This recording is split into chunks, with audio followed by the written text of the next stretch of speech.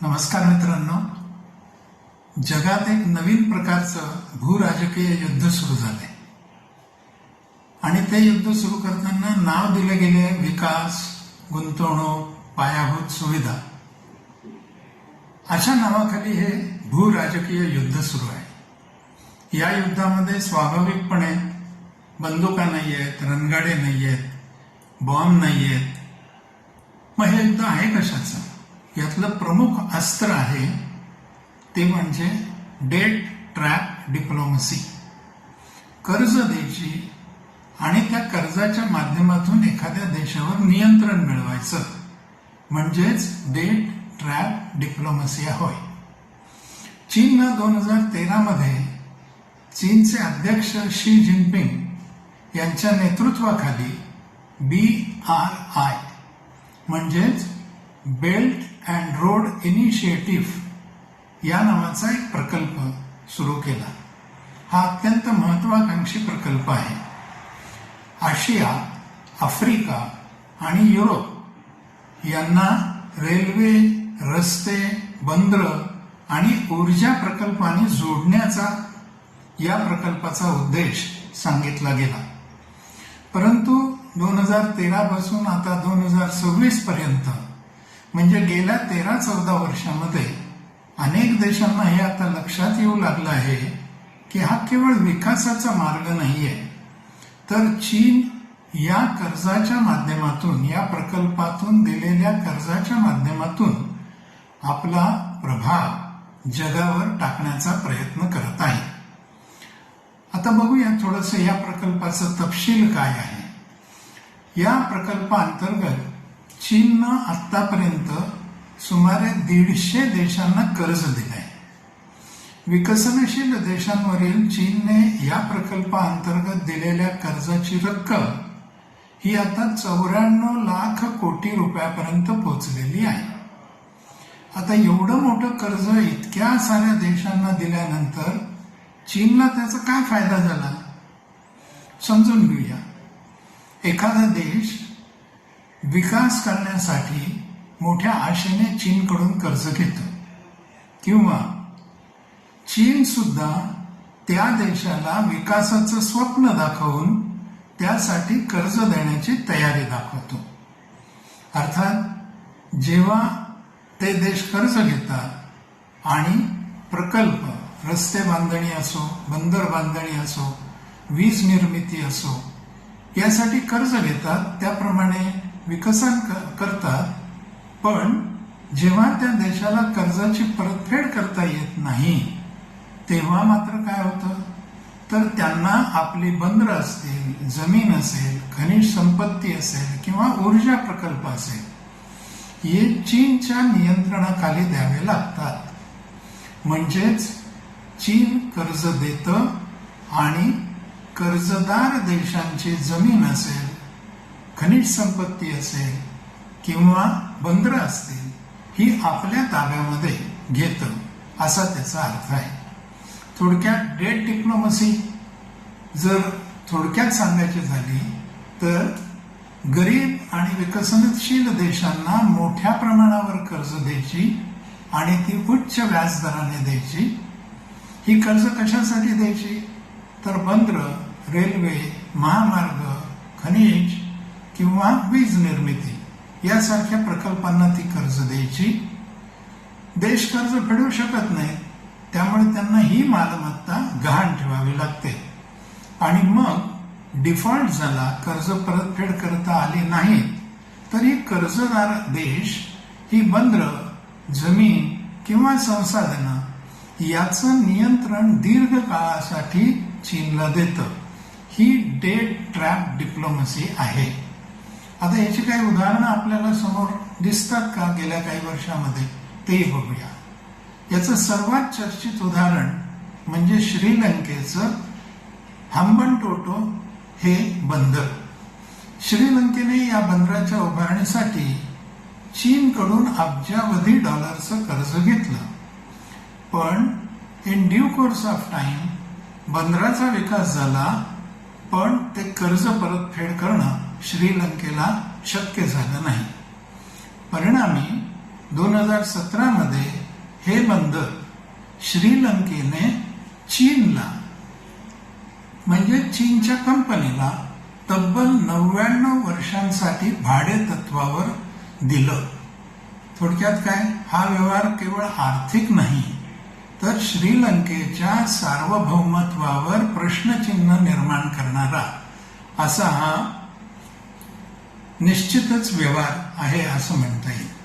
याच्याने काय झालं, एका सार्वभौम देशाचं बंदर दुसऱ्या देशाच्या म्हणजे चीनच्या ताब्यामध्ये आलं, नियंत्रणाखाली आलं आणि त्यामुळे हिंद महासागरातील या महत्वाच्या बंदरावर चीनचा प्रभाव निर्माण झाला. याचा फक्त आर्थिक परिणाम नाही आहे तर भारतासारख्या देशांसाठी सुरक्षेचं एक नवीन आव्हान या बंदराच्या हस्तांतरणामुळे निर्माण झालेलं आपल्याला दिसतं. दुसरं एक उदाहरण बघूया, ते आहे पाकिस्तानमधलं. पाकिस्तानमध्ये चायना पाकिस्तान इकॉनॉमिक कॉरिडॉर हा कॉरिडॉर निर्माण करण्यासाठी सुमारे 62 अब्ज डॉलरचं कर्ज चीनने पाकिस्तानला दिलं. या प्रकल्पाच्या अंतर्गत महामार्ग, रेल्वे, ऊर्जा प्रकल्प आणि बंदराची उभारणी करण्यात आली. कर्ज मिळालं, हे संसाधनं निर्माण झाली, विकासाचं स्वप्न दाखवलं गेलं, पण कर्जाची परतफेड करण्याची क्षमता मात्र या प्रकल्पांनी निर्माण झाली नाही. अर्थात ती अल्प काळात निर्माण होणं अवघड पण आहे. विशेषतः ग्वादरचं जे बंदर आहे हे बंदर चीनसाठी अत्यंत महत्वाचं ठरलं. याचं कारण असं की अरबी समुद्राच्या किनाऱ्यावर बसलेलं हे बंदर चीनला हिंद महासागरात थेट प्रवेश देते. त्यामुळे पाकिस्तान आर्थिकदृष्ट्या चीनवर अधिकाधिक अवलंबून होत राहिला. श्रीलंकेची एक कहाणी बघितली, पाकिस्तानची एक कहाणी बघितली. आता झांबियाकडे जाऊया. झांबियाची अर्थव्यवस्था 80% ही तांब्याच्या खाणींवर अवलंबून आहे आणि चीनच्या एका कंपनीला या खाणींमध्ये 85% हिस्सा मिळालेला आहे. तसंच निकेलच्या ज्या खाणी झांबियामध्ये आहेत त्यातला 51% हिस्सा चीनला मिळालेला आहे. परिणाम काय झाला तर झांबियाच्या खाण उद्योगावर चीनचं प्रभावी नियंत्रण निर्माण झालेलं आहे.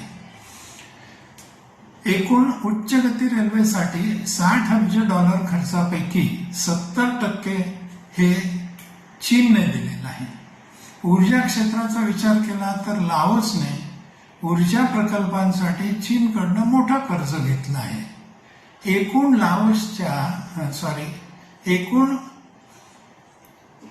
लाओसच्या ऊर्जा प्रकल्पापैकी अर्धा 50% हिस्सा हा चीनकडनं घेतलेला आहे. त्यामुळे चीन लाओस रेल्वे प्रकल्प असो किंवा ऊर्जा क्षेत्रातील मोठ्या गुंतवणुका असो, हा देश चीनच्या आर्थिक प्रभावाखाली आलेला आपल्याला दिसतो.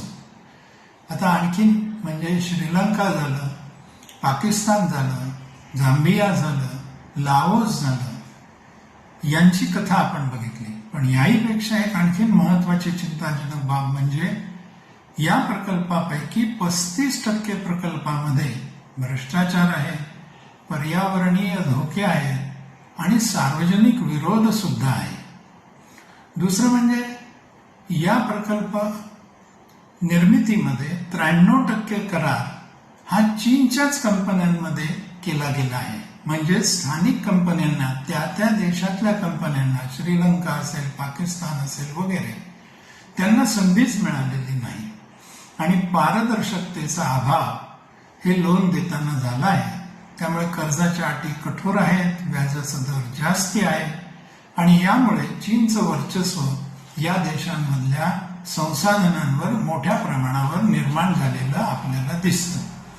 आता ह्या सगळ्याचा परिणाम बघितल्यानंतर भारतासाठी तर या घडामोडी अत्यंत महत्वाच्या आहेत, राष्ट्रीय सुरक्षेशी संबंधित आहेत.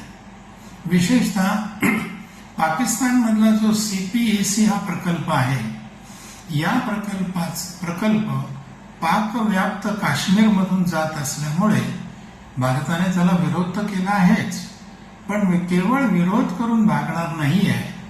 हंबनटोटा आणि ग्वादर सारख्या बंदरांमध्ये जर का चीनला वर्चस्व मिळालं, नियंत्रण मिळालं, तर चीनला समुद्रामध्ये उपस्थिती मिळणार आहे आणि भारताच्या व्यापारी आणि सामरिक हितांवर त्याचा निश्चितपणे परिणाम होणार आहे.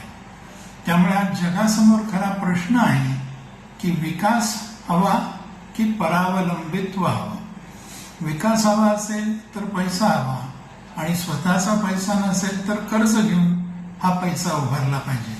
चीन कर्ज द्यायला तयार आहे, पण त्या कर्जाच्या बदल्यामध्ये चीन एका अर्थाने त्या देशाचं सार्वभौमत्व कमी करण्याचा प्रयत्न करतो आहे. म्हणून स्वाभिमान, सार्वभौमत्व आणि राष्ट्रीय हित गहाण ठेवून असं कर्ज घेऊन जर विकास करायचा असेल, त्यामुळे जर का नियंत्रणाचं साधन दुसऱ्या देशाच्या ताब्यात जात असेल आणि तेही चीन सारख्या देशाच्या ताब्यात जात असेल, तर देशाच्या भवितव्यावर घाला घातल्यासारखंच आहे. म्हणून विकसनशील देशांनी आर्थिक शिस्त, पारदर्शक करार, शाश्वत कर्ज व्यवस्था आणि राष्ट्रीय हित यांना प्राधान्य देऊनच कर्ज उभारली पाहिजेत आणि तसं जर झालं तरच तो विकास राहील. अन्यथा विकासाच्या नावाखाली परावलंबित्व येईल. आज थांबूया. नमस्कार.